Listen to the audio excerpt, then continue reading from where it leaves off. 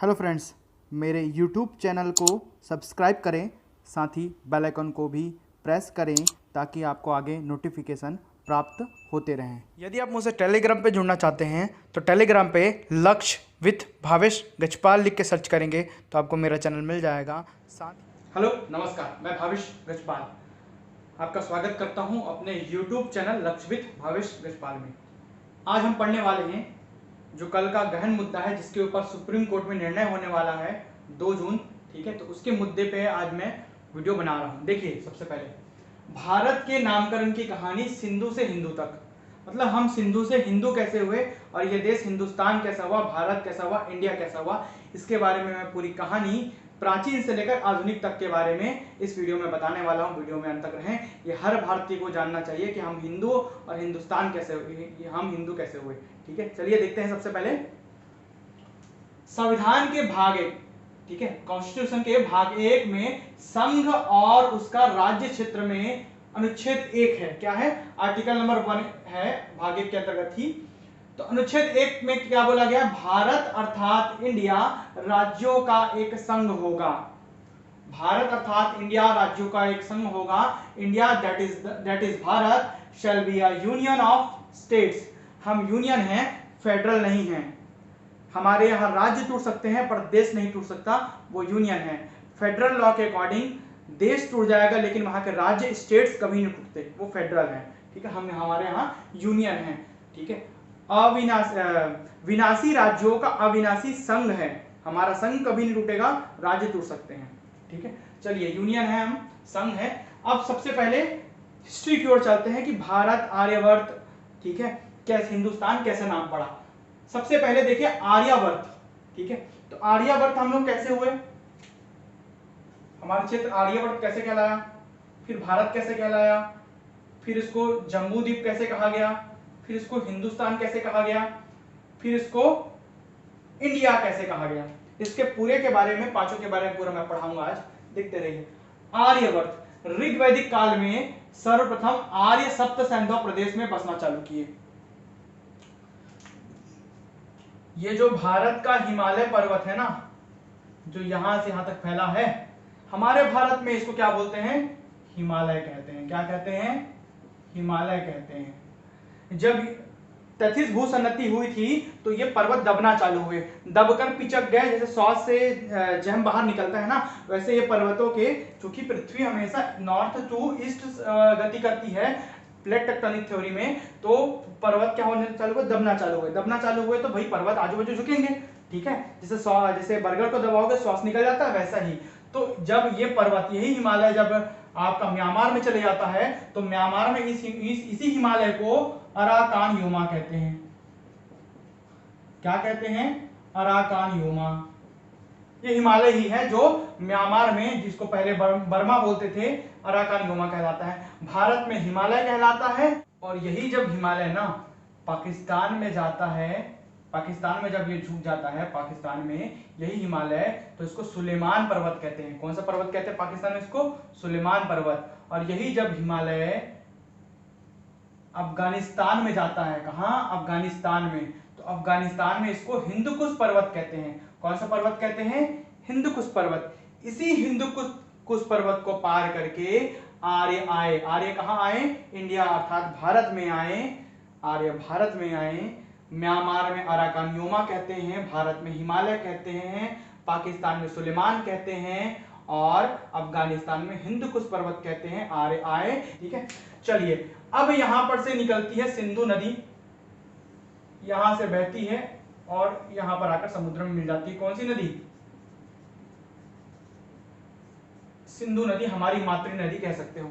ठीक है, जो कि अभी पीओके में अधिकतर बहता है। और जो सिंधु जल समझौते के अकॉर्डिंग हमको मात्र 20% इसका पानी यूज करने का हक है, 80% पानी पाकिस्तान में जाता है। सोचो कितनी वो बात है कि हम जिसके नाम से हम हिंदू और सिंधु जाने जाते हैं, वही हमारे पास नहीं है। उसी का केवल 20% पानी केवल हम यूज कर रहे हैं, बाकी 80% पानी हम दे देते हैं सिंधु समझौते के आधार पर। अब देखिए सिंधु, तो आर्य आए हिंदुकुश पर्वत करके और यहाँ पर सप्त सिंधु प्रदेश में बसना चालू किए। सप्त सिंधु प्रदेश ये प्रदेश है जहां पर सिंधु और उसकी सहायक नदियां बहती हैं, उस प्रदेश को सप्त सिंधु प्रदेश कहते हैं। 7 सिंधुओं का क्षेत्र, सप्त सिंधु, 7 सिंधुओं का क्षेत्र जहां पर आर्य आके बसना चालू किए। इधर से आए आर्य, मध्य एशिया के निवासी थे, इधर से आए हिंदुकुश पर्वत करते हुए और यहाँ पर बसना चालू किए। तो ऋग्वैदिक काल में सर्वप्रथम आर्य सप्त सिंधु प्रदेश में बसना चालू किए, तो यह क्षेत्र आर्यावर्त कहलाया। यह क्षेत्र क्या कहलाया? आर्यावर्त। इधर नहीं तक, यही उत्तरी क्षेत्र ही क्या कहलाता है? आर्यावर्त कहलाता है। और बाद में कालांतर में पूरे इंडिया को हम आर्यावर्त कहने लग गए। वास्तव में आर्यावर्त केवल सिंधु घाटी सभ्यता के आसपास का क्षेत्र है जहां से हमारी उत्पत्ति हुई है, जहां से आर्य आकर रहना चालू हुए। ये तो आर्यावर्त आपको समझ आ गया। अब आ जाते हैं भारत में। तो दुष्यंत के पुत्र, राजा दुष्यंत के पुत्र होते थे राजा भरत। कौन थे? भरत। तो भरत एक शक्तिशाली आर्यों के राजा थे। तो राजा भरत के नाम पर ही इस पूरे क्षेत्र का नाम भारतवर्ष रखा गया। राजा भरत जहां पर आर्य बसे थे ना, उन्होंने सर्वाधिक साम्राज्य का विस्तार किया था। ये पूरा क्षेत्र जो पाकिस्तान वाला क्षेत्र है, ये पूरा क्षेत्र, ये सभी क्या कहलाता था? ये केवल नहीं, ये वाला क्षेत्र भी भारत कहलाता था। भारत के काल में राजा भरत जो आर्यों के शक्तिशाली राजा थे। इसके अलावा ठीक है, तो भारत कहलाता था और इस पूरे को क्या बोलते हैं? भारतवर्ष कहते थे। उसमें भारत तो अभी कहते हैं, उस समय क्या कहते थे? भारतवर्ष कहते थे। भरत का शासन भारतवर्ष कहलाता था। कालांतर में मतलब वर्तमान में अभी ये भारत कहलाता है। विष्णु पुराण में हिमालय से लेकर सुदूर दक्षिण तक को भारत कहा गया है। हिमालय से लेकर सुदूर दक्षिण तक, जितना दूर दक्षिण में जा सकते हैं उसको भारत कहा गया है। विष्णु पुराण में इसका उल्लेख है। जम्बू द्वीप बौद्ध काल में इस भारतीय महाद्वीप को जम्बू द्वीप कहा जाता था। क्या कहा जाता था? जम्बू द्वीप। तो जम्बू द्वीप कब बोलते थे? बौद्ध काल में। अब जाते हैं हम हिंदू कैसे हुए। अब हम हिंदू क्यों कहलाते हैं, इसके बारे में मैं बता रहा हूं आपको। ठीक है, हिंदुस्तान कैसे हुआ और हम हिंदू कैसे हुए। तो हिंदुस्तान, पारसी और ईरानी आए। पारसी, पर्सिया जिसको बोलते हैं, फारस जिसको बोलते हैं, एक ही नाम है सब। वही पारसी है, वही ईरानी है। पारस में रहने वाले लोग ईरानी, वही पर्सिया है, वही फारस है, एक ही मतलब है। तो पारसी या ईरानियों द्वारा, ईरानी लोग स को हा बोलते थे। हिंदुस्तान किसके द्वारा दिया गया? पारसियों और ईरानियों के द्वारा।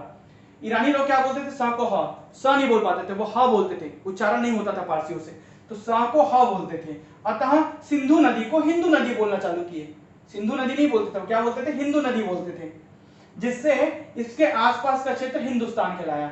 हिंदू नदी अर्थात सिंधु नदी के आसपास के बसने वाले लोग, जो कि बसे वाले लोग थे, वो आसपास के बसने वाले लोग हिंदू कहलाए और वही लोग वही क्षेत्र हिंदुस्तान कहलाया। मतलब सिंधु ना होकर हम हिंदू ना होकर हम सिंधुवासी हैं। क्या है? हम सिंधुवासी, और हम हिंदू हो गए बाद में। ठीक है, कालांतर में इनके स और हा बोलने के कारण, तो स को हा बोलना चालू किए। सिंधु नदी को हिंदू नदी बोलते थे, और जिसके कारण आसपास का क्षेत्र हिंदुस्तान कहलाया तथा हम लोग हिंदू में रहने वाले लोग कहलाए। सिंधु के आसपास के रहने वाले लोग अर्थात हिंदू रहने वाले लोग, हिंदू के आसपास के रहने वाले लोग। ठीक है, इसलिए हम हिंदू हुए। ठीक है, हिंदू कहलाए। इंडिया कैसे बना? इंडिया यूनानी भाषा, यूनान अब एक और क्षेत्र, यूनानी लोग भी आए थे भारत में, तो यूनानी भाषा के इंडोई शब्द से लिया गया। यूनानी भाषा में इंडोई से इंडिया लिया गया है। यूनानी भाषा के इंडोई से बना है। प्रारंभ में रोमवासी, रोम मतलब वही यूनान, ठीक है, रोम ही यूनान है मान के चलिए। तो जो रोमवासी अर्थात यूनानी सिंधु नदी को इंडस नदी कहते थे। क्या नदी? इंडस, INDUS, इंडस नदी। सिंधु को वो लोग इंडस नदी कहते थे, जो कि यूनानी भाषा इंडोई से बना है। अतः यूनानियों द्वारा इस क्षेत्र को इंडिया कहा गया। हम फिर से सिंधु के आसपास के रहने वाले लोग अर्थात इंडस नदी के आसपास के रहने वाले लोग इंडिया वाले हो गए। क्या हो गए? इंडिया वाले। बाद में अंग्रेजों द्वारा भी इंडिया कहा जाने वाले लगा, क्योंकि वो भारत ऐसे करके उच्चारण करते थे, भारत नहीं बोल पाते थे, वो इंडिया बोलना चालू किए। और बाद में जब संविधान का गठन किया गया तो इसके लिए बहुत विवाद हुआ था कि हमारे देश का नाम क्या होना चाहिए। पहले हमने राष्ट्रगीत तय किया, राष्ट्रगीत गाया, झंडा फहराया, राष्ट्रगीत गाया, फिर राष्ट्रगान गाया। ठीक है, और बाद में नाम तय किए भारत अर्थात इंडिया अर्थात भारत राज्यों का एक संघ होगा।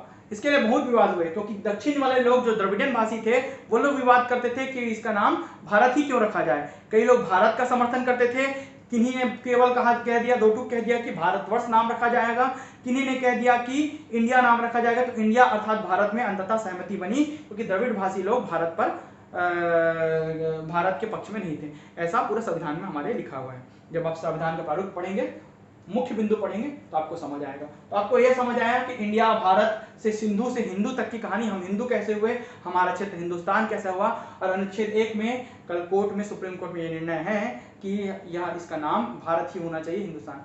भाई हमारी जहां से उत्पत्ति हुई, जिस नदी के नाम से हमको जानते हैं, वो नाम तो रहना ही चाहिए। सिंधु, हिंदू, हिंदुस्तान, इंडिया, इंडस, तो नाम में कोई दिक्कत नहीं है। हम इंडिया वाले हैं, अर्थात भारत वाले हैं। तो हमारा इंडिया भी नाम है और भारत भी नाम है, नाम में कोई मतभेद नहीं। आपको जिसको हिस्ट्री नहीं पता वही विरोध करता है, जिसको इतिहास नहीं पता है वही विरोध करता है। धन्यवाद वीडियो में बने रहने के लिए। चैनल को लाइक कीजिए, सब्सक्राइब कीजिए। वीडियो देखने के लिए धन्यवाद। साथ ही टेलीग्राम चैनल से जुड़िए।